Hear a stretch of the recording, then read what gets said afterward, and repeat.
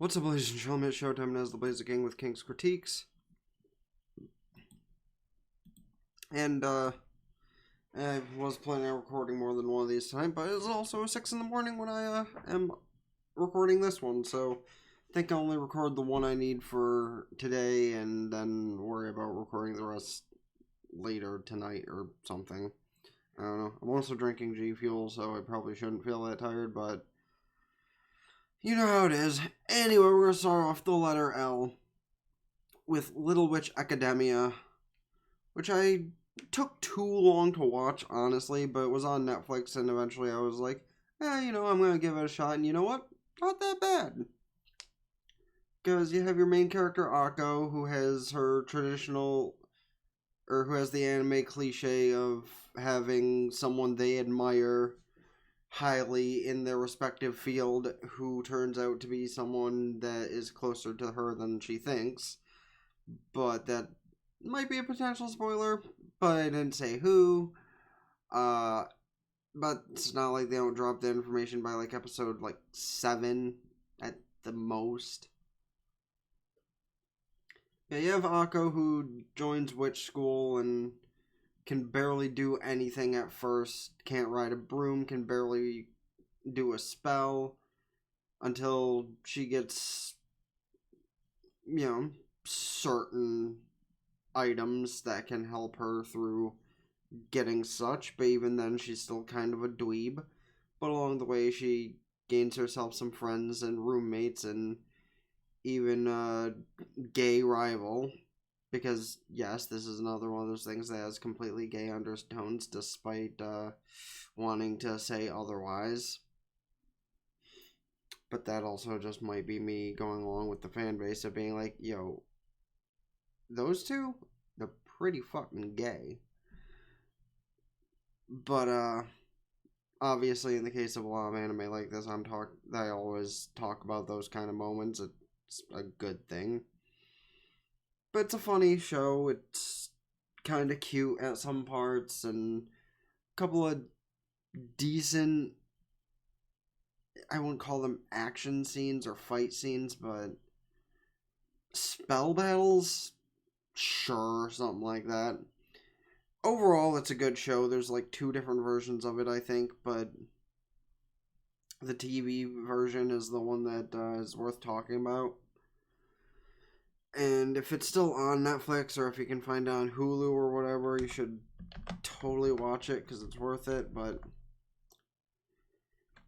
yeah, that's all I'm going to say about that to move into Love Live. The original Love Live, I know there was a new season recently, which I still need to get to watching. But Love Live follows the story of a girl who wants to try and save her school from being shut down. And for some reason, the class president, or the student body president and a bunch of other people don't want to help her achieve that dream. So she gets together a bunch of her classmates who, why is this, how did this fall down? That's weird. I'm not sure how my speaker fell down. Anyway, she gets together a bunch of her classmates to sing, dance, and perform. It starts growing steadily. First 1, then 2, then 3, and they eventually get up to a group of 9. And honestly, a lot of the songs on that show were pretty fucking good, if you ask me. I'm not a huge, K-pop, J-pop, etc. fan, but I could listen to the tracks from idol-related anime any day of the week, at least the ones I've seen so far. You could also technically include K-On! In this discussion, because a lot of the songs they sing on that are not too bad. I love Love Live even more. I have the phone game downloaded, and it at least follows the first 2 seasons. I don't know if they follow the 3rd yet. I haven't really paid attention to the story in a while. And if it wasn't for copyright, I'd probably just play it on Twitch to buzz through everything. But yeah, if you're into the whole musical anime type thing with a decent plot line, good characters and a little bit of comedy thrown in. This is the kind of show you should check out 100%. And I'd bother go more in depth with Love Live Sunshine, but it's. I'm just gonna say one thing about Love Live Sunshine, and if you just listen to my regular Love Live review, it's basically the same thing with a new cast of characters, new potentially gay relationships to go through, new drama between all of them, and all that kind of thing. So yeah, it's just a similar concept with different characters.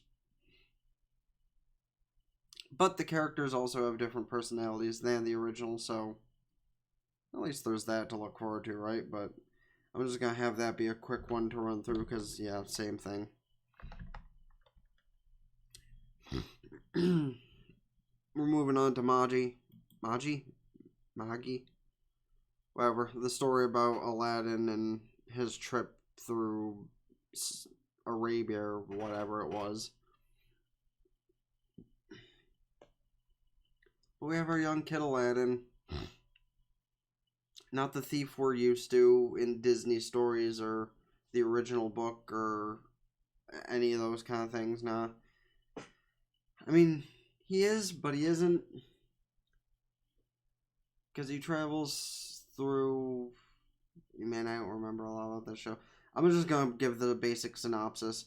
He's traveling to try and, claim his rightful place. Eventually, along the way, he meets friends and old enemies, new enemies. Genies are not just one and done type powers. They actually can be given to a bunch of other people. Not all the powers are genies, but it's something similar to that as I remember. But it's one of those mainstream kind of things that a bunch of people talk about, but it's not like overhyped like some of the couple hundred episode anime. So since I barely remember anything about it, I'm just gonna go and be like, there's 2 or 3 seasons to it. There are a bunch of episodes, but not quite the amount as a lot of other shows. And it's worth checking out. I liked it. A lot of people I know liked it. So you'll probably like it too. Now allow me a sip of my G Fuel before I continue.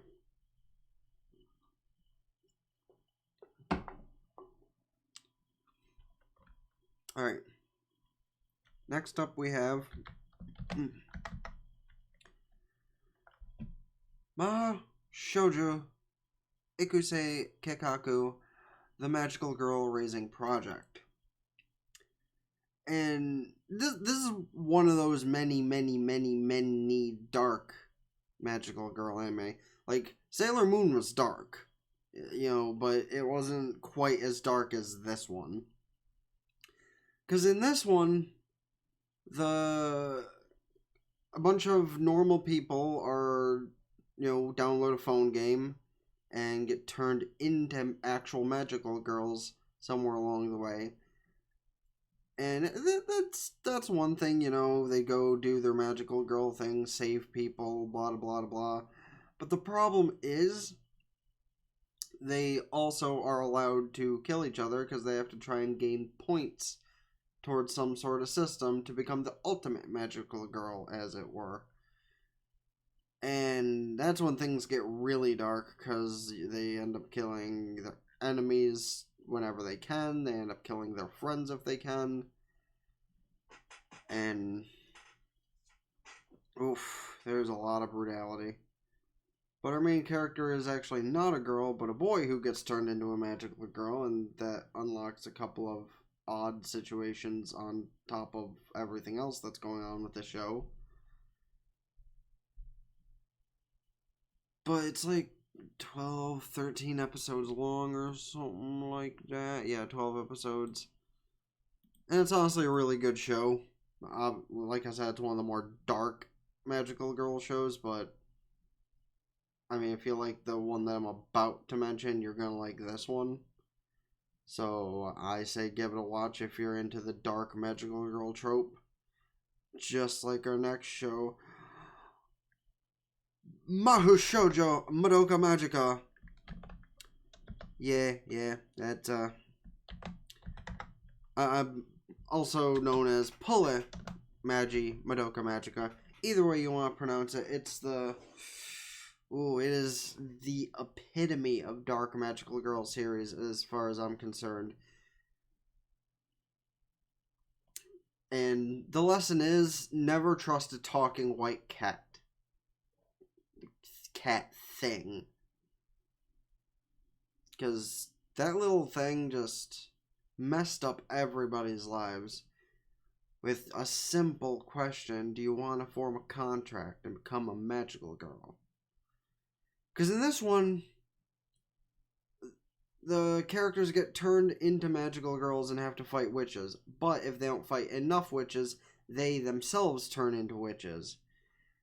And pretty much the entirety of this season, because there's another season, but I still haven't finished that one, and it was what the phone game was based off from until they stopped doing the phone game for some reason. But as for this season, it involves that little cat creature trying to get one specific girl to become, a magical girl, and all along the way, because he can grant any wish they want if they form a contract with him. So her friends do it along the way, including new people she meets, and one person she meets is already a magical girl, and it's just a whole experience. And like the last 2 or 3 episodes are the most intense thing ever, and that gets capped off with a sequel to the first season in a movie, to which, again, it's one of those shows where there are kind of gay undertones despite the darkness of it all. Actually, no, in the movie, the undertones turned to overtones, so I guess I can't really say that. But, 12 episodes in a movie, and it is still, in my opinion, the best magical girl show around. Just period. So, if you like anything involving magical girls or, dark, twisted shows and all that kind of thing, watch it. I cannot stress enough that is one of the shows you should watch. Alright, moving on. Another show I can't really give a huge review about because I don't remember a lot about it, but Mai-Hime. And Mai-Hime, I only watched once, but I remember it being several women are attending classes, but they also have to try to fight each other for some kind of reason and have elemental based powers with their own unique weapons. Or it's one of those kind of shows that basically fits in with a dozen other things, and it was decent from what I remember seeing of it. I don't remember exactly if it had a decent finish or sorry, if it's one of those shows where the manga is much better, but you can let me know down below. And I suppose I will just quickly move into the other one, which this other one, alright, Masu Goku and HXH, also known as Hybrid Heart Magias Academy Altaraxia, which, if you remember way back when I talked about Charlotte, this anime kind of plugged into that as well. No, not Charlotte. What anime did this plug into? There was an anime where they actually had the manga of this, on their tabletop or something. It might have been Charlotte, it might have been something else. I don't remember. But, this show was basically like Redo Healer, minus the revenge plot. And less actual shown on screen softcore porn. Because, I mean, Redo Healer is softcore porn. It's not hardcore. It doesn't show anything below the waist. Might show silhouettes for comedic effect, but from what I remember of this show, the male character has to team up with a bunch of reluctant female characters, and the more he does certain things with them, the more their heart levels go up, and it's basically like the plot of it looks to be like it could be a dating game type scenario or something, but it's really like a science fiction type action kind of show. I don't remember a lot. Like, I basically remember what I said. It is Redo Healer without the revenge plot and more science fiction-y than fantasy. But regardless of it being kind of half pornographic, but also not, I mean, there's a bunch of weird fetishy moments in this, but that's neither here nor there. Regardless, if those are the type of shows you're into, I'd recommend checking out. Only like 12 episodes or so why not? Also, I'm gonna question why my anime list is calling this next one with an R instead of a B, but anyway, we're gonna go into Medabot. I don't think I ever finished the second half of the series, but I'm just gonna go off the first half, which was the good half. It's another one of those shows where it was like way too American even for the Japanese version. But you have your kid, you have your robot that he decided to pick up, and it has like an ultra rare metal or something instead of a regular metal, which most of these robots have. So, while in the beginning he was kind of useless, eventually he turned into a total badass and wrecked all of the competition, both just friendly and the bad guys who remind me of something from a Dragon Ball GT filler. Or I guess they would have been what came first before that, but... Well, actually no, Dragon Ball was on before Medabot, so I could call it regular Dragon Ball filler. But, I don't have a lot to say about that. It's one of the children's cartoons, so if you're into, like, Mega Man Battle Warrior, which, I have a playthrough going on at this current moment over on, my gaming channel, so if you like Mega Man Battle Network as the anime, you should go check out my playthrough of it. Plugs aside, I think that'll be all for talking about Medabot, because there's not really a lot to say. So I'm gonna very easily and quickly move into the next one, which is Mirai Nikki, also known as Future Diary. And this is one of your original classic yandere type anime. You remember what I said about Darwin's Game a couple episodes ago? And this is kind of also what that probably got ideas from. But instead of it being a phone game, because cell phones didn't really always have games back then. No, these phones actually give you your powers to work with through a life or death scenario. Quite literally. And, you have... Oh, sorry. You have our main characters, who the one girl is in love with the one guy, and the one guy has kind of a useless power once he realizes what kind of shit he's getting into. So they end up teaming up and The story unfolds from there about how she wants to ride his dick and, you know, is a time traveler and all that kind of shit. I mean, wait, what? Nah, there's none of that in here. Nah. I totally don't. You should totally watch it.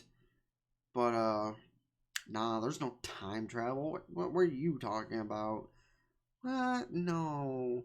Nothing about demons either, and a pretty funny OVA of the show, but it was like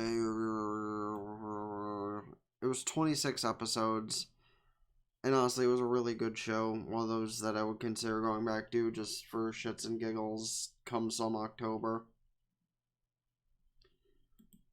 But I will still call it the best yandere show I have seen, period. Like, Happy Sugar Life, good. You know, Elfen Lied, good. But this cannot, this is just, it can't be matched. And now to the final anime of the episode. Mosu. Sorry, I just gotta make sure I got the time set. Mosu Dairinin, which is also known affectionately as Paranoia Agent. 13 episodes, a really, really weird art style even for the time. But, it wasn't too bad. You know, it followed the story of a kid who would ride around with his baseball bat. I don't think it was a kid. I think it was like a teenager or something. But either way, he would beat the shit out of people with his baseball bat and kill them. And the cops wanted to get on his case. He had a cult following, and I don't remember the show very clearly, but I remember it was weird as all hell. But it was still pretty good for its time. You know? I keep saying, you know. But it's another one of those shows I don't remember a whole lot about. I remember it was good, entertaining, and kept my love for anime going for my young mind. Yes, this was a bloody kind of horror anime, and I watched it as a child. Them's the breaks from how I grew up. But, all that being said, that was the last one, as I said, on this anime, or on this letter in particular. So, if you have any suggestions for anything I haven't named in the past several episodes of this series yet, comment down below. Subscribe to this and the gaming channel. Ring the bell, like Facebook, follow Twitter and Twitch, because I stream gaming stuff every single day and might move on to watching anime at some point or another once I get enough of a following. Anyway, until next time, it's been the Blaze King with King's Kritique signing out. Talked up for now. Peace.